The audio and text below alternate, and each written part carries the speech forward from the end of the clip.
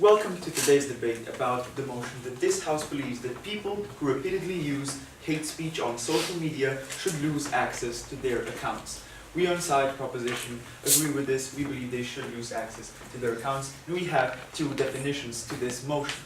The first definition is the definition of hate speech. So we define hate speech as speech that directly incentivizes violence or action to be taken against a certain person or group due to his or their characteristics. So this is how we define hate speech. And then we just like to define how this is going to look like. So how are these people going to lose access to their accounts? So they wouldn't be able to post anything on their accounts anymore. They wouldn't be able to contact other persons on their accounts. And if they would use hate speech repeatedly, they would have a window pop out on their computer saying your account has been blocked, your account has been erased because you have used hate speech repeated times. So that is it with the definitions. In my first speech, I'm going to present you two major arguments, which are basically analyzing the status quo and how hate speech has a major negative influence. The first one is the impact of hate speech on individuals and groups. The second one is that it normalizes radicalized thinking. And our second speaker is going to talk about the impact on the actual hate speaker when we implement this motion. So let's start with the first argument. How does hate speech impact the individuals and the groups that are faced with it? How does it do it? We see that because hate speech does incentivize directly violence against a person or a group, there are two options that could happen in this case. The first one is that the person or the group can simply accept this hate speech and not do anything against it, but there is a huge danger here as well because they face emotional damage, ladies and gentlemen. People might say they don't face emotional damage. People think it's just a username. That means nothing to me, right? We say no. People still see this as a speech from another person towards them, incentivizing violence towards them. They are still hurt by this because they don't see the username as just something on a computer. They see this as a person. No, thank you. And why is that bad? Because here, people become unsafe. People don't feel safe in a society where they should have the fundamental right to safety, right? So because people feel unsafe, two things again could happen. Either they would be totally exposed in society and they would feel isolated, and this could lead to depression, which is a major impact here, or basically this unsafety could just escalate and create an individual which cannot function normally in this same society. No, thank you. So why is it bad if people do feel depressed from this hate speech? Because these people are emotionally hurt. This is a bad thing in itself, and in some cases, this can even lead to suicide in the end case. And this is very bad. The second part about this first argument is that the person can react with hate speech himself. So he can fight fire with fire. He can react to hate speech with more hate speech. And what could happen here? Because hate speech incentivizes violence, violence will occur. Logically, we see, no thank you, that when another party insults or actually incentivizes violence toward one, and he does the same thing, in the majority of cases, violence is going to occur, and violence in itself is a bad thing, because if we don't limit this hate speech, we see that violence actually becomes more and more present in our society. Violence, no thank you, people become more and more exposed to violence in this hate speech itself. What is the impact here? That hate speech is causing emotional and even physical damage to a single person or a group. No, thank you. And this is even more plausible with a group because they feel empowered, because a group feels we have strength, we are in numbers, right? So we can take this other person on. And that is when violence actually happens in the majority of cases. So with that argument dealt, I'd like to continue to the second one, which is about the normalizing of radicalized thinking. So more and more radicalized groups these days use social media to spread their radicalized thoughts, to spread their radicalized ideology. We see groups, for example, as ISIS or the KKK that do these things to gain attention, to gain popularity, to gain more and more supporters. And they are achieving their goals, ladies and gentlemen. Because what do we see happens when more and more hate speech, more and more radicalized ideas are seen by a person on the internet. They become normalized. No, thank you. These ideas become a part of an everyday society, right? He sees them on Monday, Tuesday, Wednesday, Saturday, Sunday, every day he sees these radicalized ideas and they become normalized. Before I continue, yes. So we agree that hate speech actually is a bad thing. But how is this mutually exclusive to your model? Why can we just not delete the postings as it is in the status quo? And why do we have to delete their accounts? Because when we delete the accounts, these people will no longer be able to post more and more hate speech. If we only delete the posts, these people can still be active on the internet. No, thank you. And even if we delete the post, this is still a process that can be taken after more people see the post. So even it couldn't even be on time before this hate speech can actually occur and will impact on most of these people. So we're actually taking away their option to spread their hate speech, to spread these radicalized ideas. No, thank you. So how does this normalize radicalization? We have, because the more humans that hear about a particular thing, the more normal it becomes to us. This is the same with every human. We have an example of Donald Trump. So the first time when he spoke about radicalized ideas, people were outbursting. People felt, whoa, this is, no, thank you. People felt this is something amazing. This shouldn't be happening, right? But then after half a year, what happened? He actually gained more and more supporters. No, thank you. Because these ideas became normalized. And right now, today, Donald Trump can say, let's put special tags on Muslims. And what will people do? No, thank you. Because this is so normalized, people are going to stand there and applaud him and agree with his ideas. No, thank you. We see this as still very radicalized ideas that should not be supported in the society, but because hate speech and these ideas are becoming more and more normalized, this is actually accepted as a legit opinion within society, which is wrong. It should not be an opinion, because how is incentivizing violence and radicalized ideas an opinion, ladies and gentlemen? It is not. It has no benefits, it just incentivizes violence. So what is the impact here? What does hate speech create within society? Firstly, it creates more hate crimes. For example, attacks on gay parades, which were also influenced by the spread of hate speech against this minority on the internet. So hate crimes will increase. It increases actual violence within society. And as I mentioned before, it can take on physical and mental harm, emotional harm to an individual or group.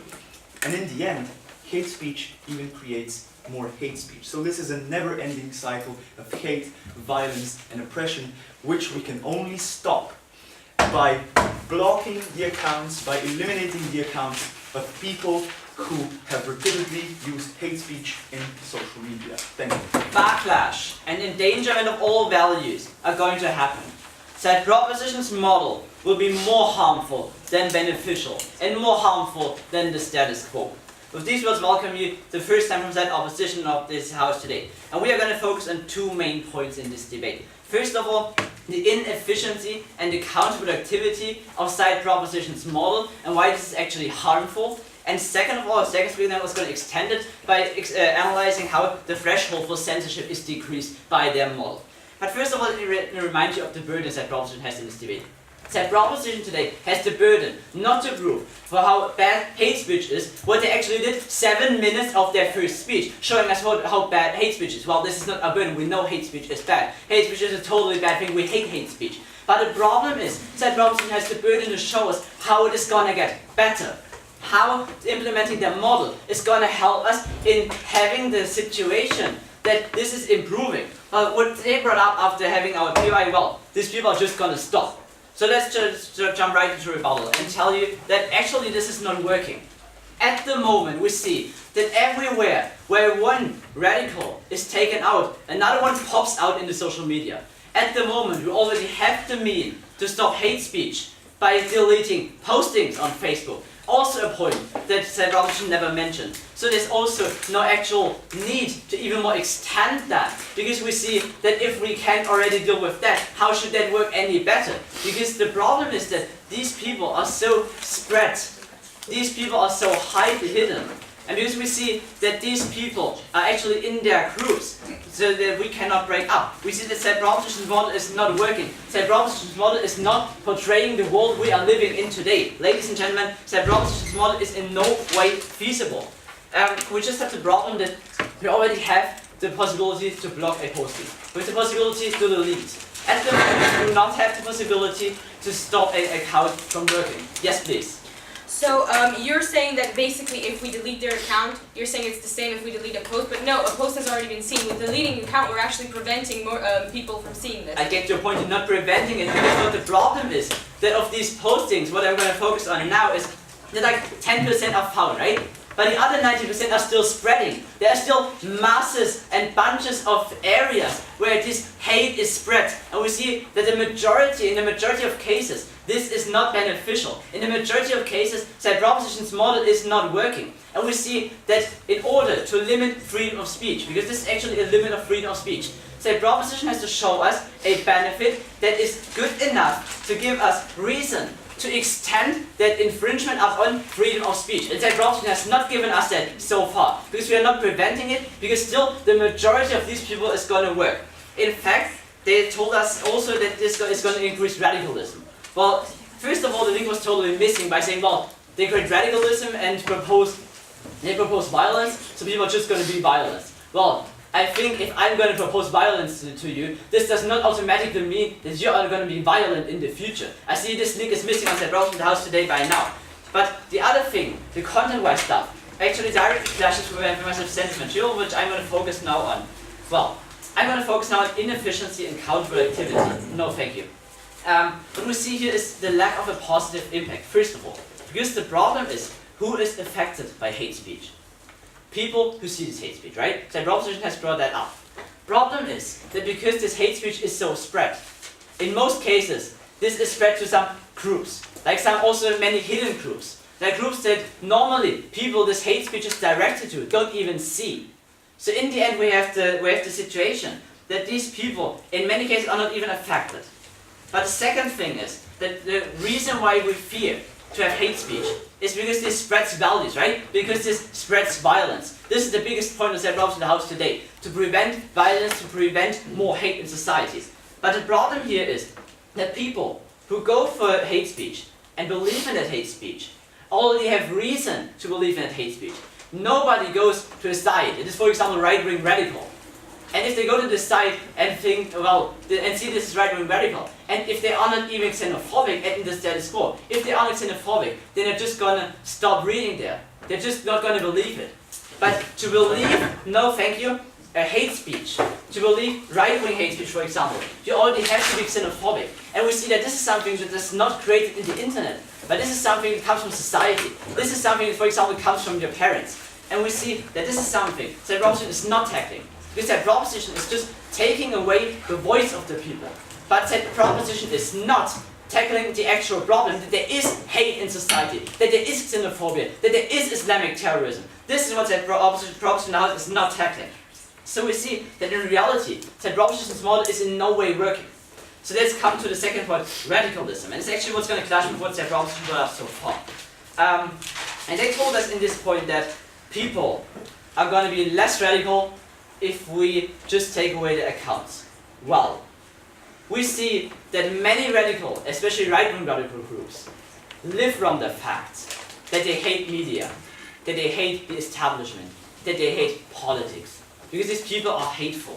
These people are full of hate versus, for example, immigrants. But also, they have hate versus the politicians. And if we know, take their right away to express themselves, because this is what they're going to see this action as. Because they are going to just see, well, government is taking away my right to express myself. Though these people are going to be more hating, these people in the end are going to be more hateful. Because they're going to say that the government is not dealing with their problems. Because they're not able to express themselves anymore. What is this going to lead to? This is going to lead to the fact that these people are even more radicalized. People who are listening to hatred in us and saying, well, this is kind of reasonable. If we're taking away the right of these people to express themselves, and this is going to lead to more radicalism, we're going to have a backlash, and this backlash is tremendous. Let me give you an example for that. In Germany we have a right-wing movement, but it's called Pegida. We strongly disapprove of that movement. No, thank you. But this movement lives from the fact, and has many of its supporters from the fact, that they say media ignores them, and because they say media is just propaganda. If we now give them the material by saying, well, we're just going to block everyone who is spreading hate speech. No, thank you, what they do not even consider hate speech in most cases. Then these people are going to have more radical movement. Then this radical movement is going to be more. Further of all, we also see that it's not just about radicalism, but also about control. Because at the moment, we can control it in social media. If there's a danger of terror, and if state, or for example police, sees that there is a state of terror by watching what is happening there, then they can prevent that. Because prevention is actually something that Robson is proposing. And what they're proposing, in their model, they cannot control it anymore. Why? Because the people who are spreading, for example, Islamic terror, these people have the aim to create more terror, more Islamic terror. So these people are just going to look for other ways, for more radical ways, for more hidden ways. So we see we have a lack of control here. It's going to shift away from social media into illegality, something we strongly disapprove of.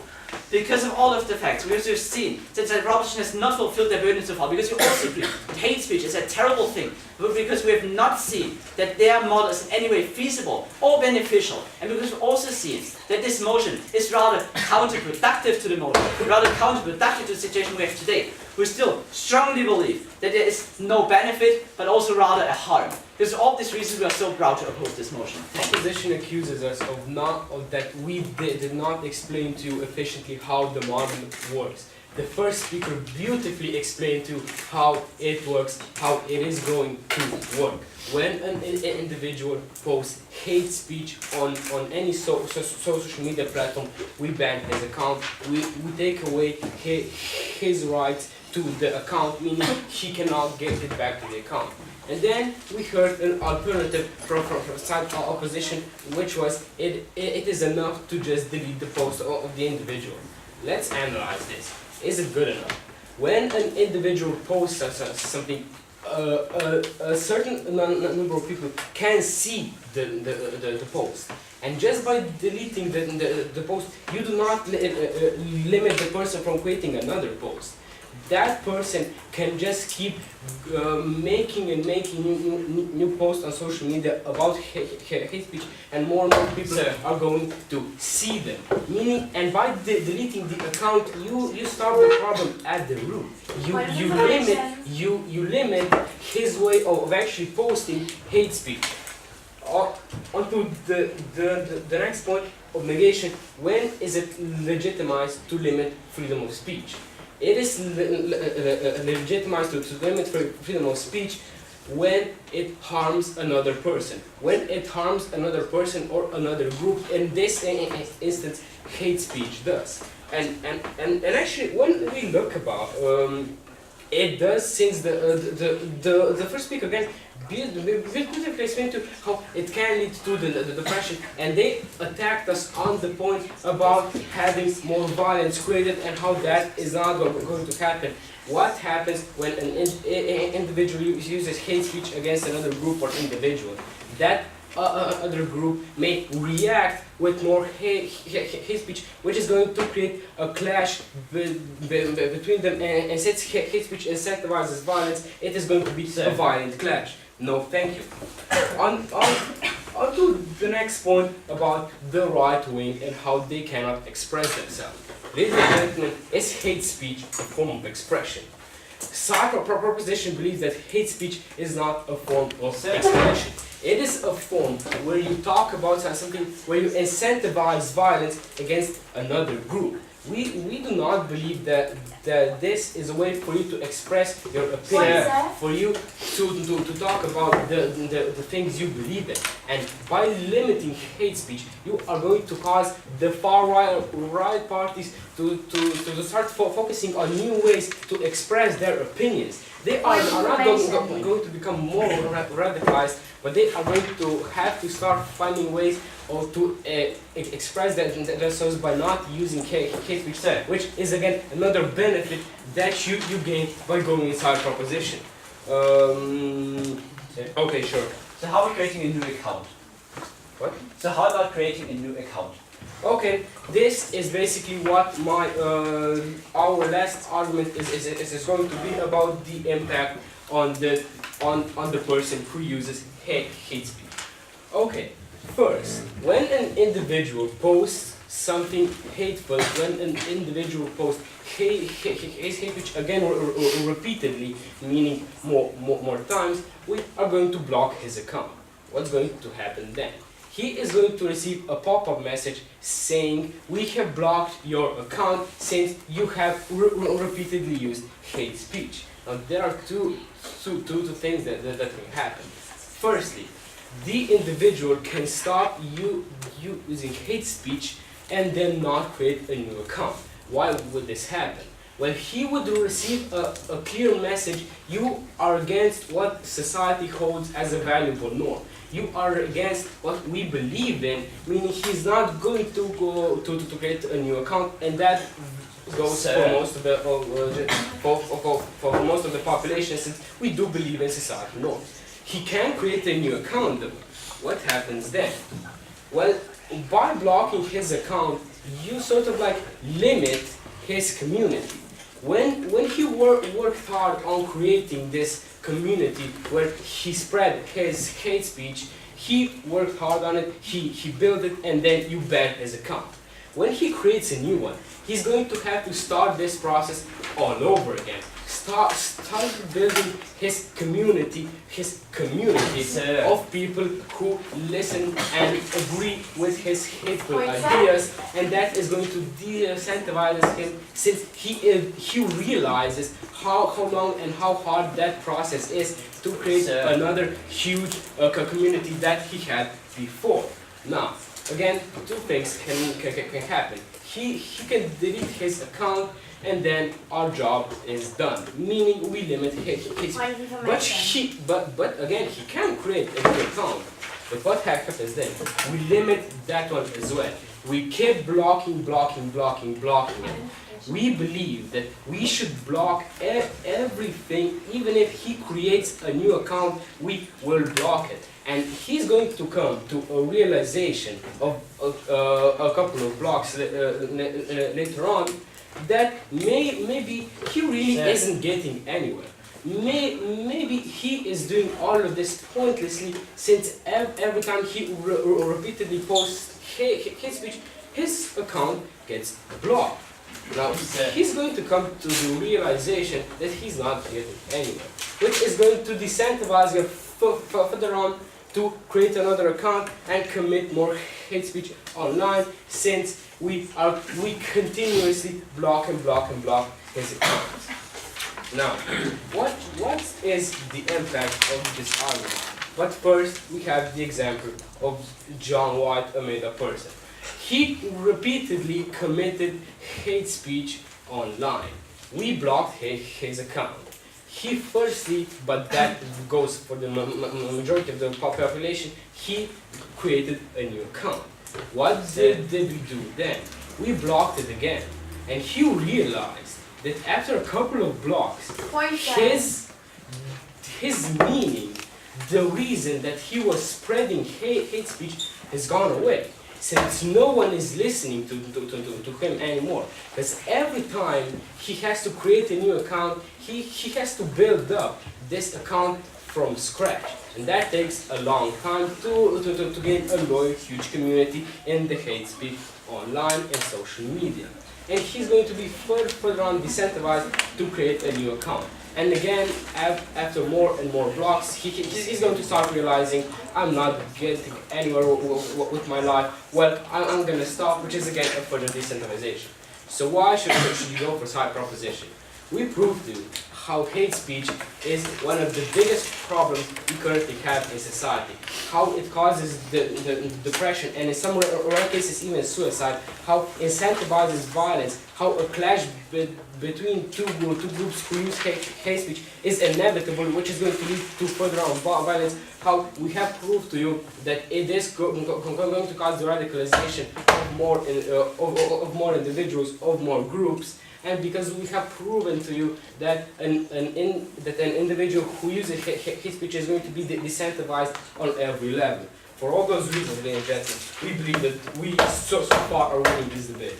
Ladies and gentlemen, backlash clash and endangerment of all our values are going to happen if we support this motion.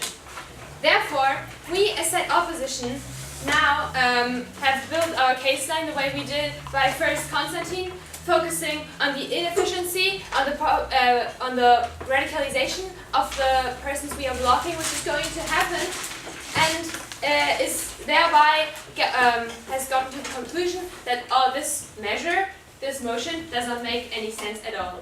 So in my rebuttal, basically, before I start with my own talk, I will also focus especially on the clash of effectivity of the whole motion, the whole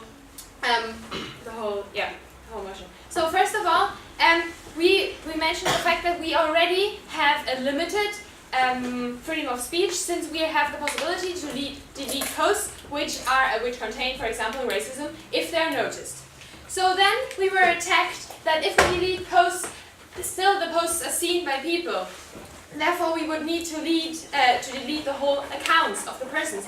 We do not agree, because as our first speaker has already pointed out, that the people will just create other accounts. I will defend this measure later on in my rebuttal. First of all, what I also want to point out at this point is this is a greater step towards more of a censorship in the freedom of speech. This is part of my speech. I will focus on it later.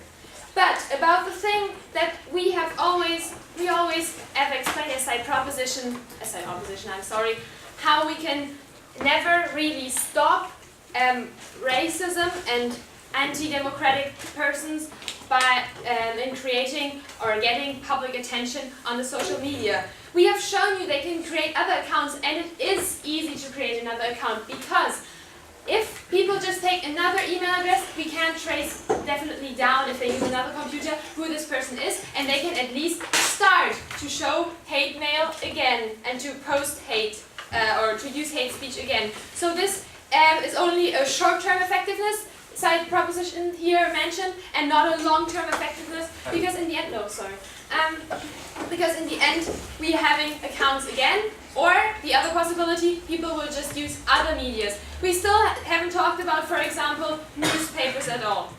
So, but before I come to my substantive speech, I want to go on to something which side proposition mentioned in their speech, which was they think the freedom of expression could only be limited if we have an insult.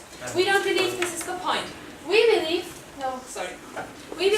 that the freedom of speech should only be limited when we can resolve harm with it. So basically, since we don't feel like this measure is at all effective, we don't think it is legitimized. But let me come now to my own part, to my own substantive speech. I've divided my speech into two arguments, two major points. First of all, that we would decrease the threshold to censorship, so I'm going to refer to the right to freedom of expression, and then freedom of speech. And the second point is that I'm going to talk about the lack of transparency, which would possibly lead to abuse. So, first of all, so the first point is, of course, that we feel like this could lead to a decrease of the threshold to censorship in the media. The freedom of speech is probably one of the most important values of our democracy. It is a basic right. It ensures diversity in our society. In the status quo right now, as Constantine already pointed out, we have the possibility to delete single posts. Yes? And how does your counterplan of deleting posts not limit the freedom of speech? Well, we believe this is not the best measure which is taken, but we believe that your measure even makes it worse. By supporting this motion, we have an even greater impact on censorship. We have a greater censorship at all. And so, basically, where I was in my speech, the status quo right now is we can delete single posts in the media. This, of course, is a form of censorship, which just became clear in the point of information. But we believe that this further step is not legitimized, because the principle is, as I already mentioned in my rebuttal, that the restriction on the basic right of the freedom of speech are only possible if harm is resolved. So we have to ask ourselves, is harm resolved? We believe harm is not resolved, since people find other networks might go underground to represent their opinion. Like Konstantin already pointed out, we have the big danger of a radicalization. So, therefore we see that it is an inefficient measure. Second of all, it is not only inefficient, but it is also harmful, because the unfair treatment could lead to radicalization. And since there are no benefits in this whole measure then, we do not see that it is legitimized at all, and most important of all, we lower the threshold of censorship. A good example is, for example, Turkey. We had in Turkey measures where the government in the last couple of years sometimes blocked Twitter, for example, sometimes blocked YouTube. This limited the freedom of speech extremely, and the Turkish government was criticized for using this to damage the opposition in the country, since we have all heard of the rumors that Turkey is developing into a more anti-democratic situation. So basically, what we see here is that states already, always as a principle, limit the freedom of speech slowly and steadily. They never use direct measures and strong measures to delete it completely, but they take it step by step. And we believe that this step is a further step and an important one. By deleting single posts, every person still has the possibility to express its own opinion on his or her account. But by this motion, this is not given anymore, and this freedom of speech is limited. So where will we end in the end? We see the big problem of abuse here. This directly leads me to my second point, the lack of transparency and thereby the possibility of abuse. We see it as a big problem that states might abuse this motion, or the measure in this motion, because concerns, which social media concerns like Facebook or Google, for example, who offer their service in a certain country, always have to adapt to the rules and the laws and the legal situation of the country. Otherwise, they can't offer their services. For example, the EU has gone to court with Google, and Google has to adapt to the law the EU had.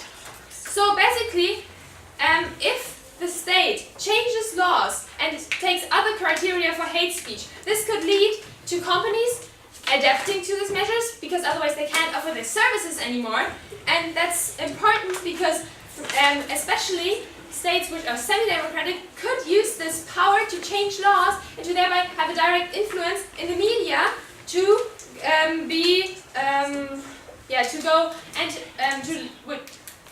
go into an anti-democratic way, since they could use it to damage the opponents in the political system. And therefore we strongly believe that overall this measure is never legitimized, because there's no efficiency. We won't reduce the, or this will not reduce harm or resolve harm at all. The harm, which was so well pointed out in the first speaker's speech aside proposition, because it only decreases the threshold to censorship, and we always see the danger of an abuse. Thank you, Mr. Speaker. So, what did we get from side opposition today? First speech, they were talking about how a valuable or legitimate alternative is what we're already doing, which is blocking messages and blocking the tweets that are, for instance, spreading hate speech. But we say, yes, exactly, we were saying that as well. And all of the harmful effects they said on our case sits on them as well. The backlash is the same if we're deleting posts. The backlash from those people is the same, and the radicalization is still the same. But they brought it up in the first speech, and then it was continued on the second speech, that this is a legitimate option against our case. So basically what did they do? They actually backstabbed themselves. And also, so they were saying about backlash and how this is unfeasible and how people still post these things. Well, yes, we see that with our case, we're preventing further posting. We're preventing these people from making more mistakes in general. And they're saying, well, no, we should just prevent this one post. But we say everything is the same. Your backlash, and we see that this is still not helping those people who will have to deal with this person continuing these posts and continuing posting these posts. And we see this is much more efficient. No, thank you, no, thank you. So what did they do in the first speech and the second speech? They basically gave us our case and said, well, your guys are worse because you're doing something a bit different, but it's actually the same thing. Okay, so now they were also saying about how this will crash all our values and how it's completely unfeasible. But again, what value did they give us? The freedom of speech, which in their side, which their plan was actually being limited as well. So we see that there's no value that they have actually represented to us that we could strive for and believe that they are actually being serious.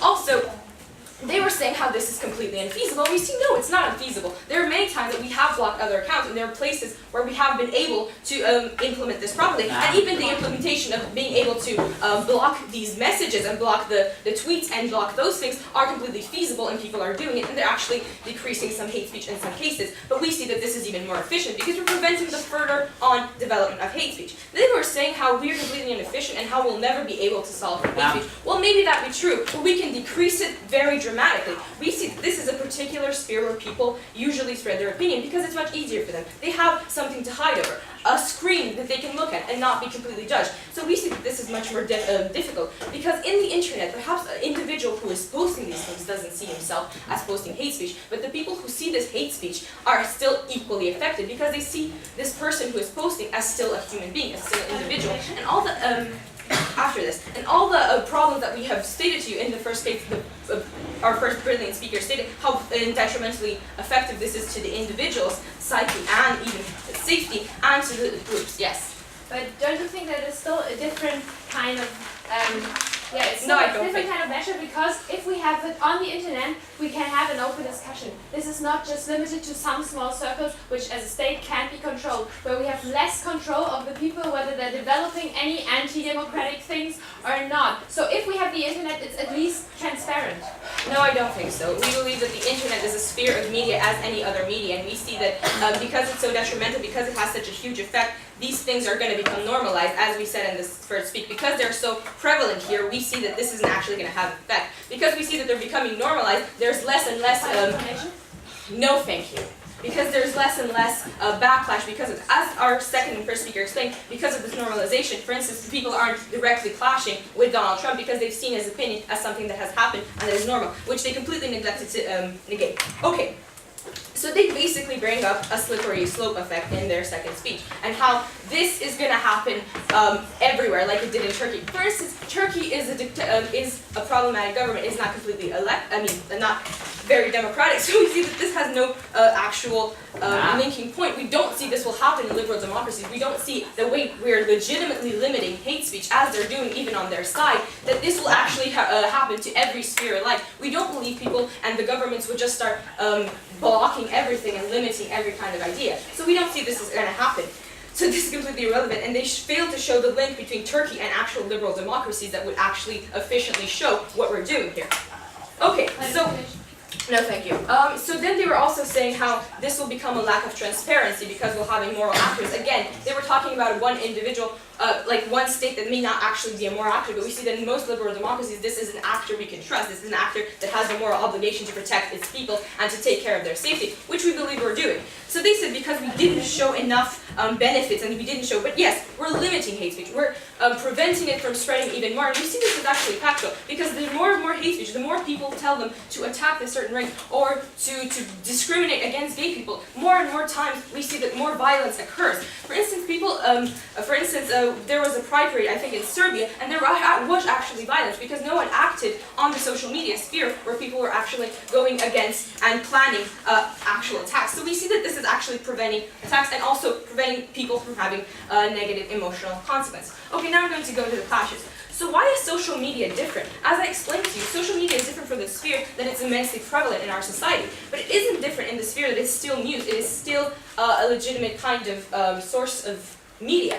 For instance, they gave an explanation, what about print media? Yes, we don't allow print media to have hate speech. And they were saying how this is also, I don't exactly get it, because we don't allow print media to have hate speech. We don't allow major television stations to have hate speech. So why should we allow this on the internet, ladies and gentlemen? Many times, a major media house has gotten sued and actually lost their chance to produce media because they use hate speech. No, thank you. So exactly explain to me, why should social media be different in this perspective, ladies and gentlemen? I don't see it, because social media is even more prevalent. It has a huge influence on our day-to-day life, and we see that as a state, as an actor, as a moral actor, we should prevent this as well. We need to act very fast because this is a fast-spreading thing, and because it has such a detrimental influence, because lots of people see it and lots of people take it as a very prevalent thing. Okay. Before we stop. No.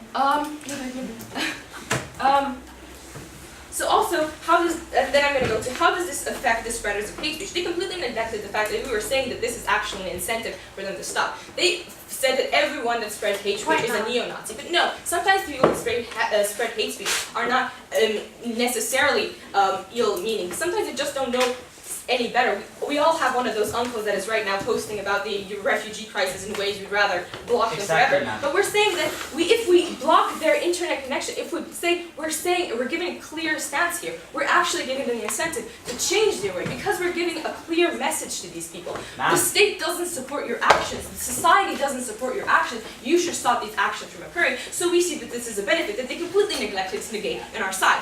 Okay. And so how does this affect society as a whole? They were saying, yes, your first speaker was basically just saying how hate speech is bad. But yes, we're saying, no, we will never be able to fully eliminate hate speech. We agree with that. But you know what we're doing on our side? We're trying to eliminate as much of it as we can. And we see because this is such a prevalent thing, and because it harms so many people, individuals, groups that get harmed from this have direct problems, for instance, from violence, have direct problems in social and emotional ways, and because it breeds more and more hate speech, more and more hate, we see that at least we're doing something on our side. We are making sure these people don't harm people even more. So what we're doing is, ladies and gentlemen, we're trying to prevent as much hate speech as possible. We're trying to prevent violence and unnecessary anguish of individuals. So please, go for side proposition. Mr. Speaker, as backlash and the endangerment of our values are going to happen, Proposition's model is going to cause more harm than the status quo. In my speech, the third speech of Team Opposition, I will analyse this debate in two major questions or clashes that we've seen here. Firstly, are hate speakers going to stop when implementing Proposition's model, or are they not?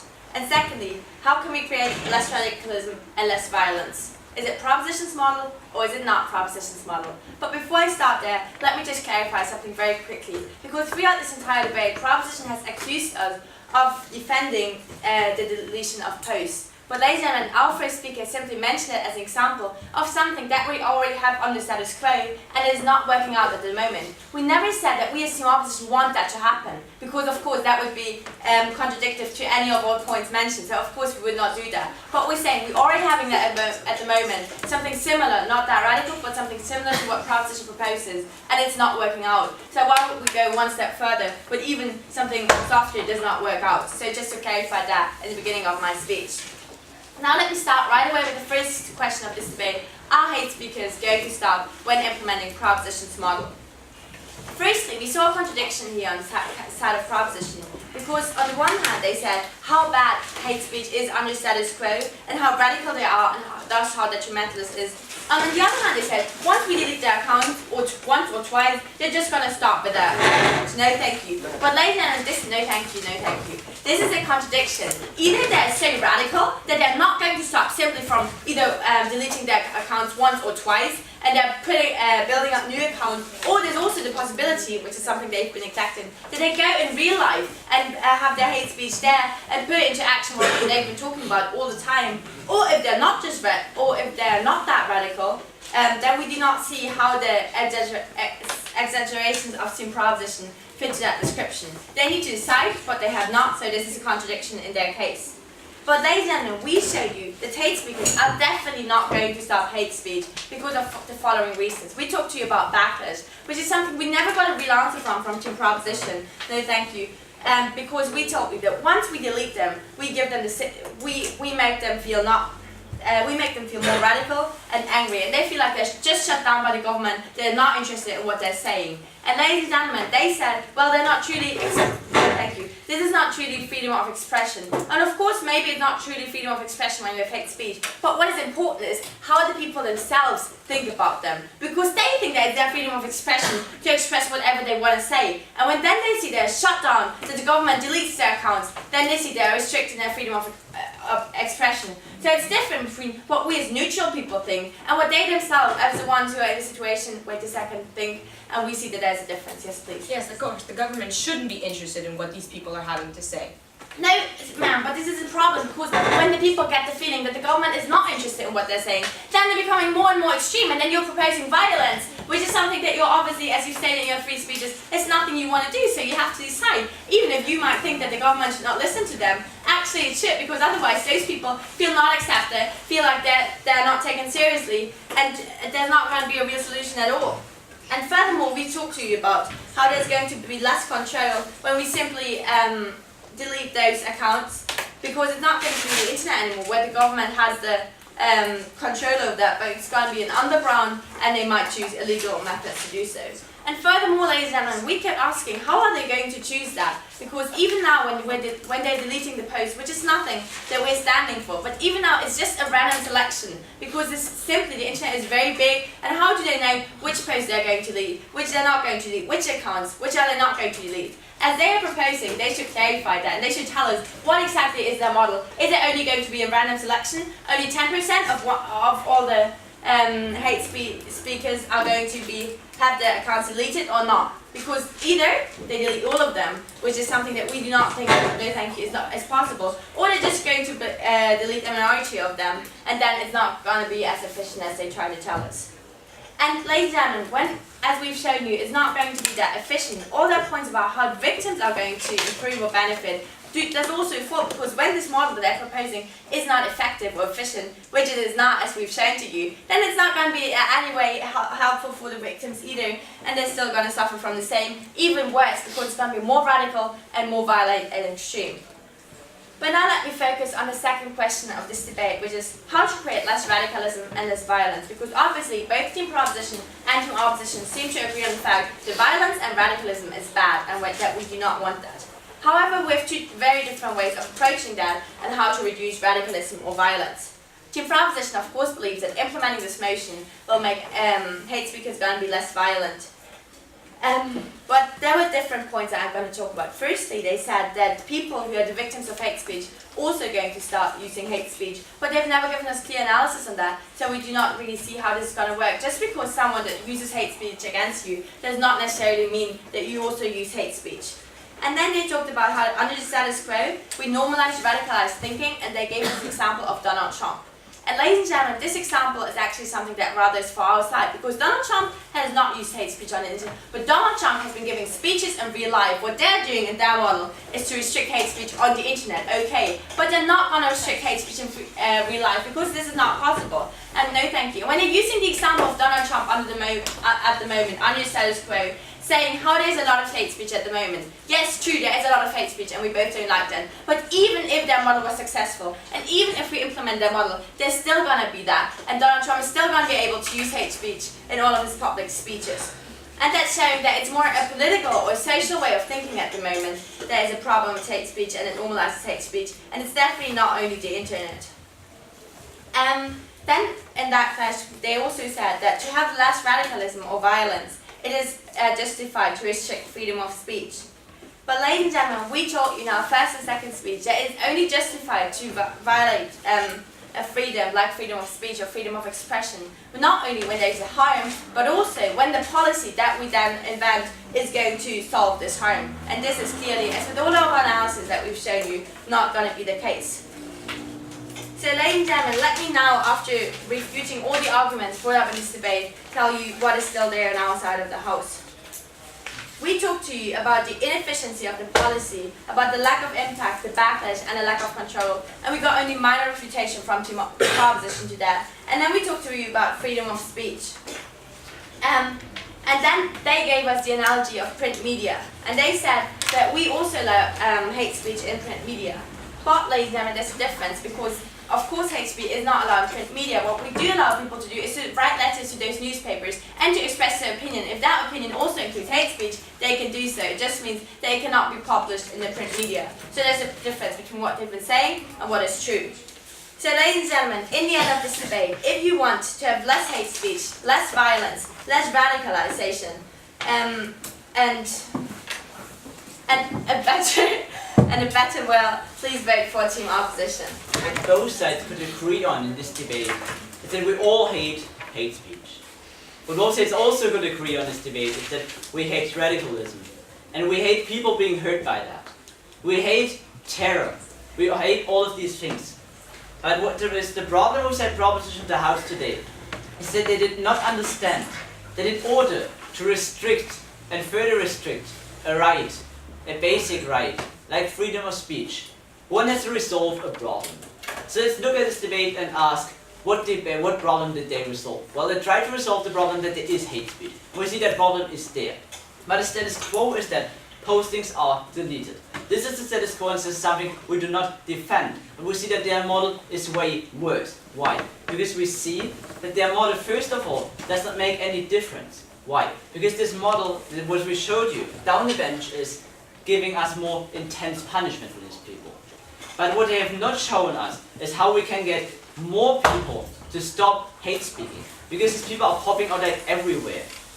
Also with banning postings, we see that we can just have like 10% of these postings being deleted. So there is no difference between Proposition and the House today, because Proposition is not spreading that. Proposition is not finding more hate speech on the internet. Proposition is just punishing that hate speech harder. They try to combat that with one point by saying, well, first of all, we're going to have them stop themselves. But it was first of all a pure assumption. Because these people who are full of hate, who are portrayed on Proposition the House today as emotional, hateful people, these people cannot be rational. This is what we've shown you on Proposition the House today. These people won't stop. Because also it's so easy to just create a new account. I mean, like, I've created a new account on Facebook like 3 times. So we don't see this point standing on Proposition in this debate.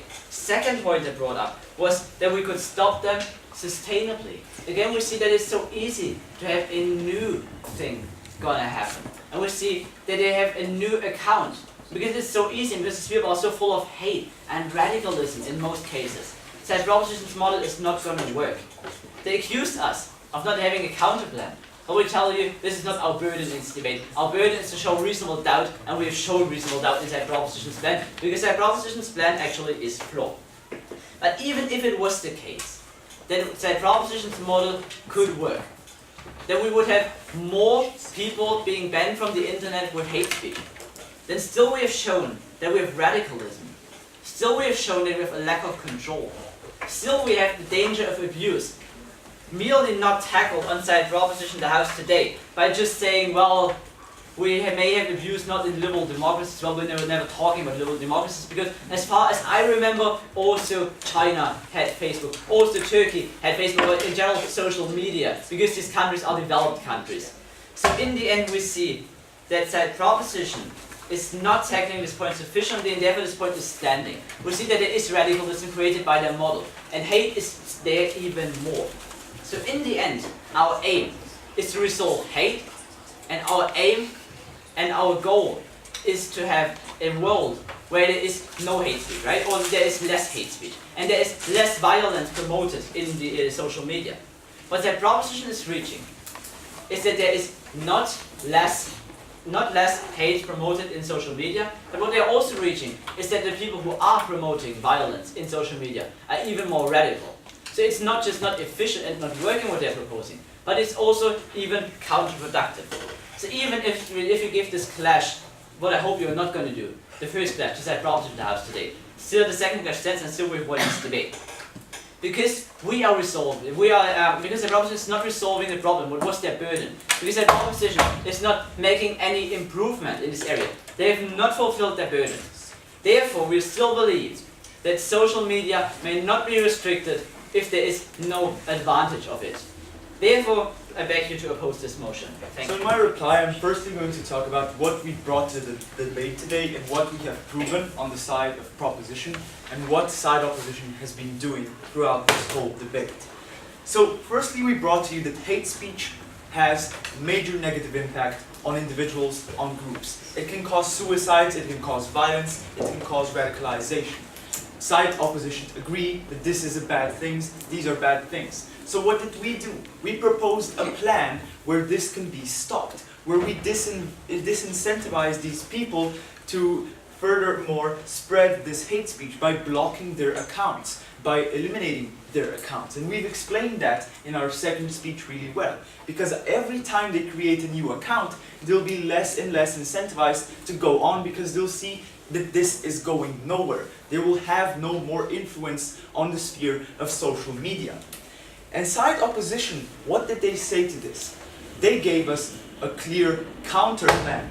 They said that we have in the status quo deleting posts, which is so much better, but we never gained any explanation how this is better, or even how this is mutually exclusive from our plan. We say it is not. It has the same impact. They're still limiting the freedom of speech just as well as we are. they're still excluding these people from social media just as well as we are. So they actually opposed our plan with the same plan under a different name. They did nothing in today's debate that could have harmed our plan. And all of these negative impacts that they mentioned, all of these negative radicalization and everything that they mentioned undermines their own plan as well. So at least on our side, we had some responses. We had some negations to this. We had this plan which was explained that this disincentivizes the hate speaker to do this again. So that is why we believe that this plan is actually more efficient, and that is why we believe that this plan is actually going to work in the society.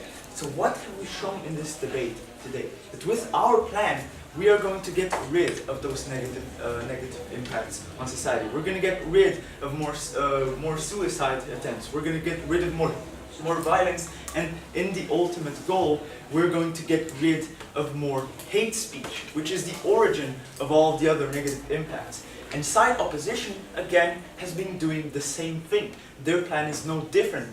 There is no actual clash, right? Because they only said that your plan is not going to work because we have deleting posts, which is the same thing. Again, there is no difference. Deleting posts still does the same things. It still limits the freedom of speech. And even if this were to exist, even if this radicalization were to exist in our plan, but which we did negate though with our disincentivizing, this would exist in their plan as well.